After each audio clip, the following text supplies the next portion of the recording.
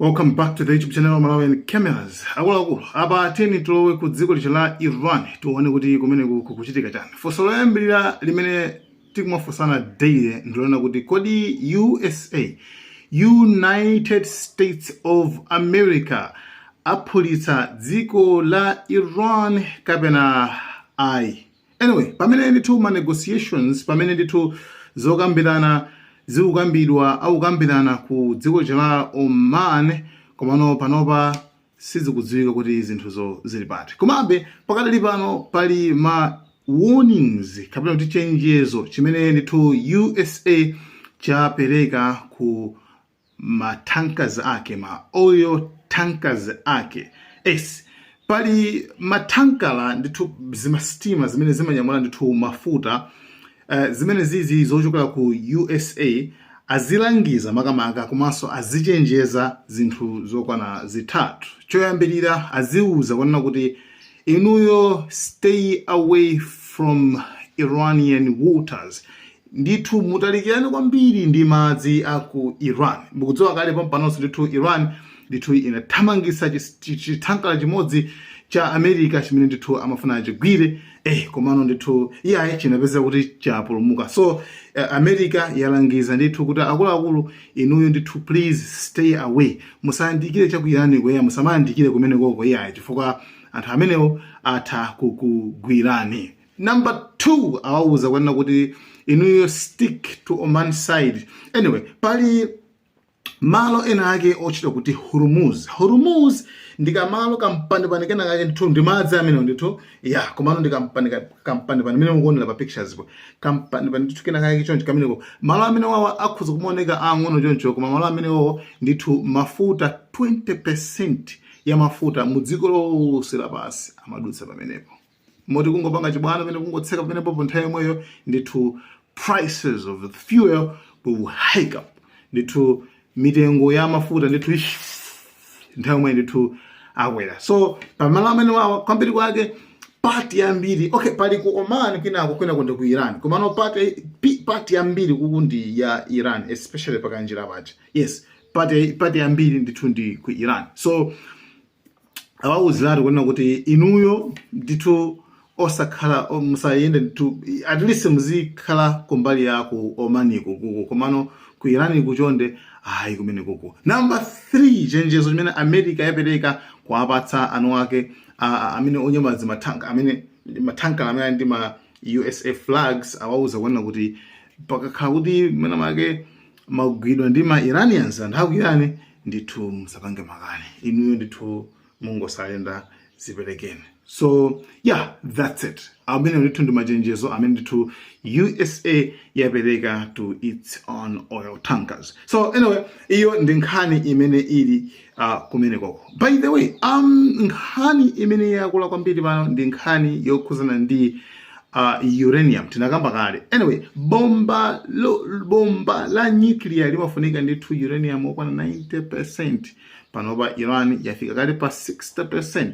Mano Iran ikukamirabe kuti iyo sikupanga bomba, komano ikugwirisa ntchito ngati civilian nuclear. Ndi sikuti dandauleso mine temenela mu chamantha izonse. Komano panaliso nkhani inaso imene ndithu Iran idapanga shift chifukwa makamaka America inati ife makamaka tikufuna kuti inuyo ndithu musiye even like zosezo musiretu zimene zokhuza ndi manyuki mungosiratu zosezo, even uranium mungosiratu.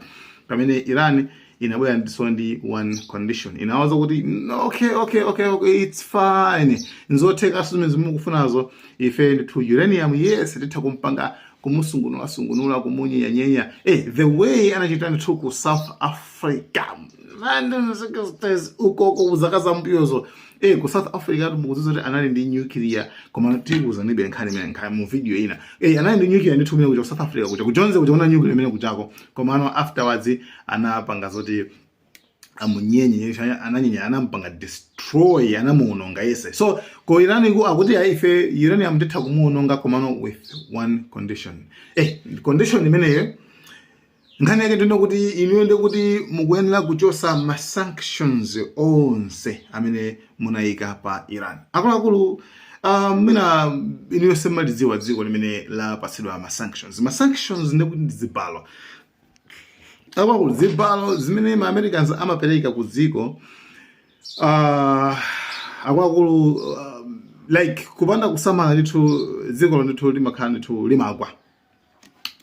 We don't know kuti makamaka Iran makamaka okay 40 anthu aja I don't know kuti how do they abanga survive banje ndikumakula mtima ndikumapangaso mabomba ndikumazipangira zinthu zawo okha is something you understand.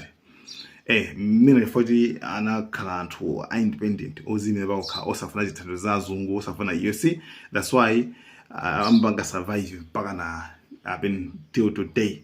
Komano ma sanctions ndoyipa kwambiri amapangitsa kuti tingoyerekeza ngati kuti inuyende kuti kupasani ma sanctions ma sanctions tingoyerekeza kuti zibalo zimakhala magawo atha kupasani ma sanctions unkhani okhuza ndi mafuta tingoyerekeza ngati ku Malawi tingoyerekeza kuti chimene matulutsa njani fodya Malawi timagulisa fodya ndeti ngoyerekeza za America nikuti akuluakulu eta kupasana ma sanctions a fodya meaning ngona kuti one musazagulisa fodya wana kuti kose komanso palibenso amene angagule fodya kwa inu meaning ngona kuti alimi aja akama akhoza kungolima fodya uja koma palibe ndi mmodzi yemwe amene azabweza agula fodya amene uja musuro jengambwe fodya amene musuro jengambwe saruluka Malawi palibe samene abwezo zagulasa dziko la Malawi limagwisa ntchito timalele kuti okay mwina ka forex kabwere njani ndifodya akugulisa fodya uja kana ka forex kubwera zimene zikutha zimene zija. So the same way tango picture menda kupasa niyo 10 tikambeza kuzana ndi Iran ili ndi mafuta ochuluka ili ndi gasi ili ndi zosoyansa zambiri mbiri magolide komano kuti agulise amaletsedwa amauza kuti si mungagulitse zimenezo ndipo pasapezeke wina aliyese amene tu angakuguleni zimenezo amene angaguleyo amene angaguleyo nazo mapaso zibaloso. So actually it's hard zimakhala zovuta kwambiri kuti pakana mukwanise kupanga survive koma Iran ndithu yayi chifukwa cha mayiko amene nawonso amakula mtima awonso Russia, China, Venezuela imagulabe nde actually yeah basa zinzambiri amazipangira okhazi patsi kulima ulimi ujasa amadalira kwa mvula tenchani mmene wapangira ife Malawi nyanja ilipo ambiri madalira mvula kaye zimene zazokwa iwo ndithu sizimakira ntchito.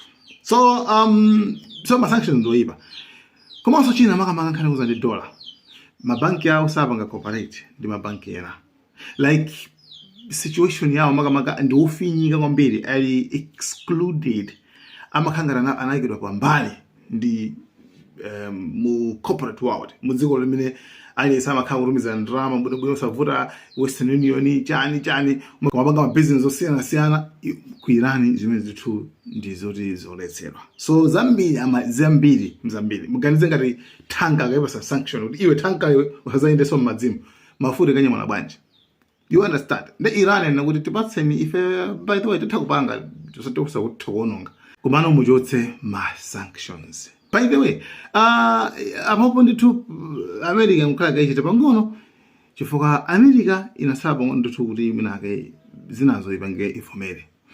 Koma chinthu chimodzi Netanyahu amene ochoka ku Israel wapita ku America nakamba kaya kuti dziwo wapita nkhani yake inali imeneyi yokafuna ndithu kulimbikitsa America kuti yayi isavomere china chilichonse makamaka Netanyahu akuonjezera policy akuonjezera lamulo lokhuza ndi ma ballistic missiles mabomba kuti mphatikizani mabomba omwe chifukwa azazoti kuidili yikho zokutheka yokiri ayi koma mabomba ndiye yanasingavomere ndiye Netanyahu afuna akampanikize Trump kuti ase amene osalola yayi ndi mabomba omwe asamapange mabomba omwe awambawa asamapange amene cholinga yoti zikanike ndithu then kenako pankale nkhondo.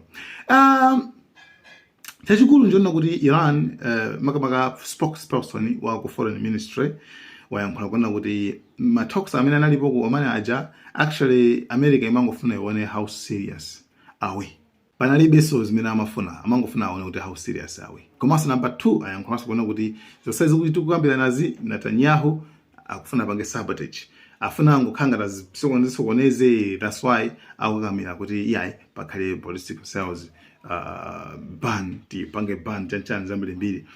So komano fuso ndikumati America ipanga strike Iran choyambirira tinokuti not now panopa ayikai. One, choyambirira nchona kuti chifukwa chona kuti ma players awo mu region Saudi Arabia, Oman, Qatar amene ndithu sakufuna za nkhondo, afuna ndithu bata. So ma Americans sangayambe dala then kenako ndikupanga force ma iko ena kuti ye tibweziko anu tikufuna tipange makuti sizingatheke. So pakadali panopa tione komano conflict chikulikiti chikhali kupitirabe as long as Iran sipanga America okay like ma conditions amene akupasana apawa akhuza ndi uranium kuti amuonongese Iran yati ayi timuononga labwino kumproduce sanctions zimene America singafune for ifuna zoti Iran ayipanikizo kwambiri and mabora aja kunyanja kuja. So as long as zose zili katika choncho, as long as Israel ikupanga push kwambiri kuti pakhale nkhondo izi ndithu sikuti zithapa mpano pakadali pano ndithu choncho ndithu kuzikhala kuti choncho pakana ndithu tione kuti mathero ake adzakhale otani. Komano Iran mongobweza yana kuti kumbali zonse ifeyoti we are ready. Kaya ubufuna nkhondo ready, kaya mufuna zokambirana ready. Yeah, that's it. So guys, thank you so much, Malawian cameras.